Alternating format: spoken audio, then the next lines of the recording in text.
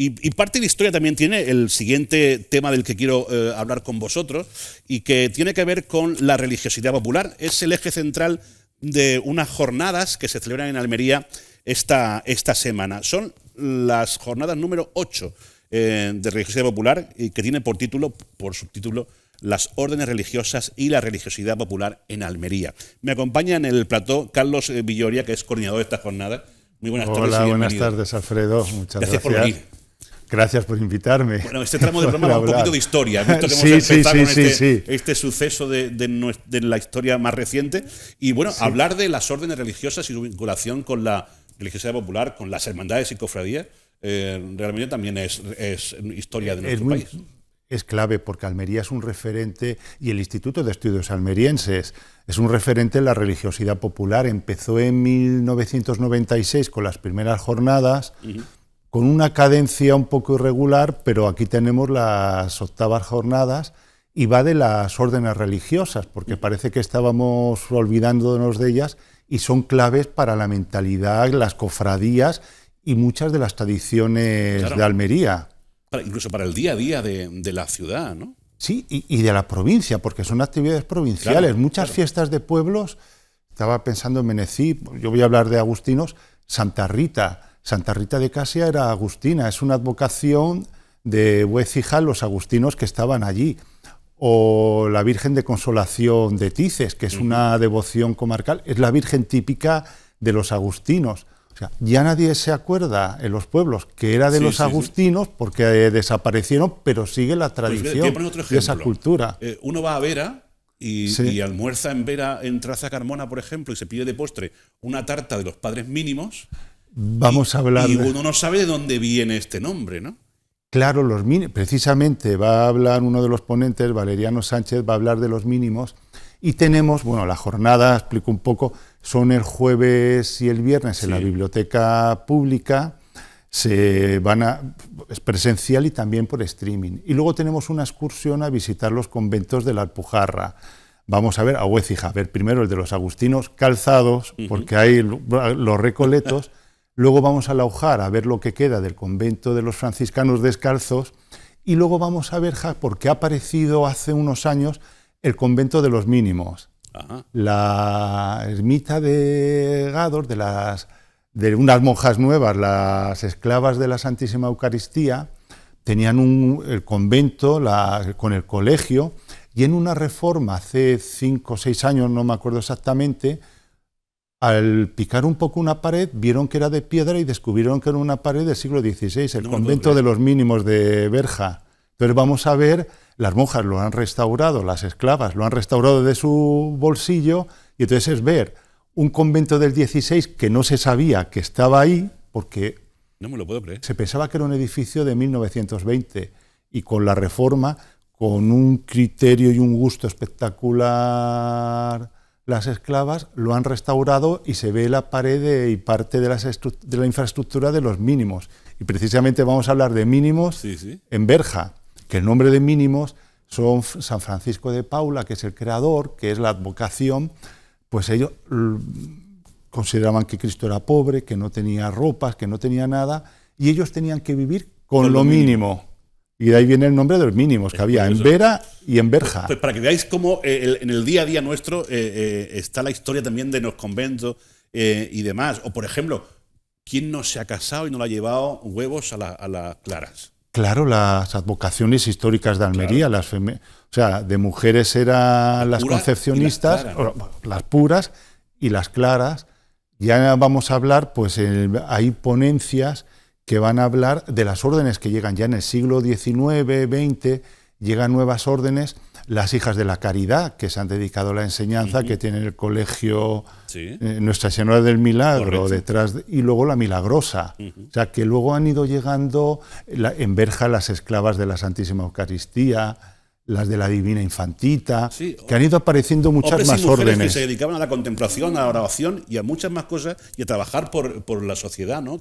En la que habitaban, ¿no? Yo creo que bien merece este estudio y este repaso por parte del Instituto de Estudios Almerienses con esta jornada. Y luego esa vinculación con las hermandades y cofradías. Que ahí ya me ha dado donde me duele. ¿Sabes qué te quiero decir? Ahí ya... Ya. Por ejemplo, el prendimiento el año pasado me llamó la atención. tiene la cruz esa azul y roja, Sí. que es la de los trinitarios calzados. Hay frailes que se perdió totalmente, se perdió el convento y se ha perdido hasta su memoria. Los trinitarios calzados estaban al final de la calle Real, donde hoy está el restaurante Casa Joaquín. Sí. Todo eso, ahí había un convento de trinitarios que llegaba casi con la huerta hasta el Gran Hotel, perdido. Ellos se dedicaban a pedir limosna, eran órdenes mendicantes, porque su objetivo era liberar a los cautivos. Almería siempre ha sido tierra de frontera. Sí. El enemigo históricamente era el de Allende del Mar. Sí.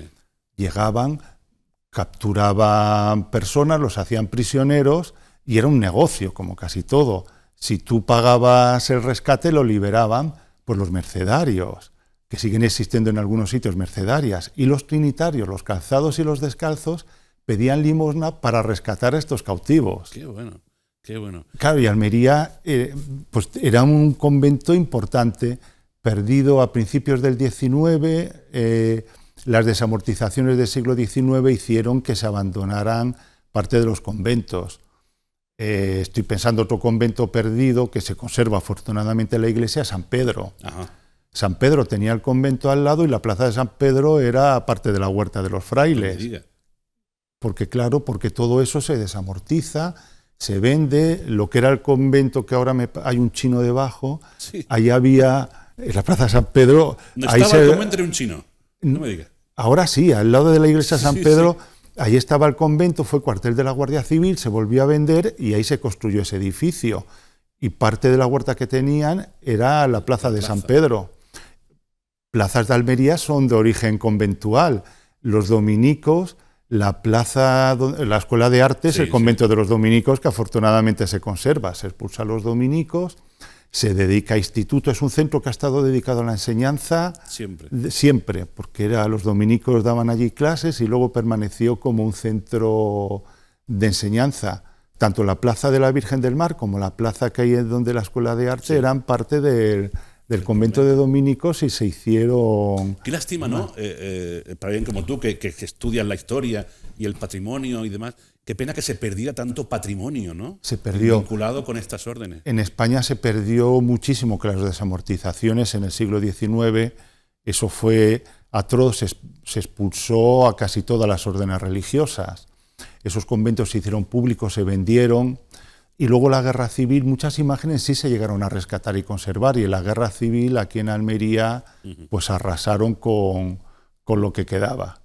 Qué barbaridad. Qué pena, ¿no? Qué pena para... Sí, porque no el patrimonio de eso hemos perdido, se conservan. Luego han vuelto las órdenes, los dominicos de hecho han vuelto, están ahí, pero no están en lo que era su convento. Claro. Los agustinos vinieron, los franciscanos volvieron y ya no tenían su convento y se instalan en la iglesia que se llama de San Agustín, que puede parecer de agustinos, pero no. Es porque era un agustino... Álvarez Noval, que era de origen asturiano y agustino, el que les impulsa a venir y por eso dedican a San Agustín la iglesia.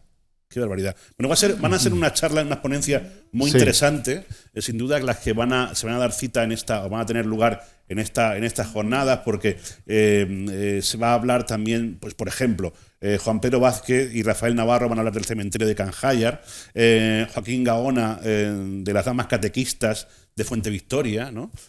Por ejemplo, sí. Antonio Andrés Díaz Cantón, a quien le mandamos un saludo, va a hablar de las hermandades y cofradías en los conventos de la ciudad de Almería. El viernes se va a hablar del devocionario agustiniano en la Alpujarra almeriense. Juan Manuel Román va a hablar de las cofradías y hermandades en los conventos de la ciudad de Baza. Sí. Se habla, como decíamos, de los padres mínimos. Se va a hablar de San José María Rubio, jesuita daliense. Es interesantísimo para muchas personas que nos están viendo. ¿Hay todavía plazas para poder asistir a estas jornadas? Sí, porque incluso para la excursión, lo he comprobado esta mañana, quedaban 8 plazas. 8 plazas que se cierra el plazo el jueves. Se entra a través de la página del Instituto de Estudios Almerienses, www.iealmerienses.es. Se pinchan actividades, aparecen las de las jornadas de religiosidad popular y quedan 8 plazas libres, que yo animo a todo el Claro. público a participar, Pues, y la excursión, que es sobre todo interesantísima. porque me parece que es una manera de descubrir nuestra historia y tradiciones, en fin, parte de nuestra provincia, de descubrirla en estas jornadas, Claro, es una maravilla. y nuestro patrimonio Nuestro patrimonio, claro. cultural y etnográfico, las fiestas, lo que hablábamos antes. ¿Por qué estas devociones? Pues son devociones impuestas o introducidas por las propias órdenes religiosas. Ujú. Bueno, pues ya sabéis dónde os podéis apuntar a esta jornada, que además van a tener esa parte práctica también y lúdica, entre comillas, para todos los asistentes, que van a salir enriquecidos de todo lo que se escucha allí. La verdad es que me da mucha envidia, no puedo asistir porque tengo que trabajar, esta costumbre que tenemos Sí. los pobres, pero realmente son interesantes las charlas, todas las ponencias, y bien merece la pena dejarse caer por esta jornada. Yo quiero darte las gracias, Carlos, por haber venido a contarlo aquí. Y gracias, pues, a vosotros por permitirme hablar de esta actividad, que yo la considero interesantísima, pues como dije, para la gente que le guste la historia de Almería, Claro. y la gente que le guste el patrimonio. Claro que sí. Aúna las dos cosas. Pues dejamos la puerta abierta para que vengas cuando quieras y sigamos ahondando en este tema, y sobre todo podamos, por ejemplo, hablar de las conclusiones de esta jornada y podamos contar lo que allí se ha dicho. Encantado. Todo lo que sea hablar de historia, yo feliz. Muchas gracias. Muchas gracias.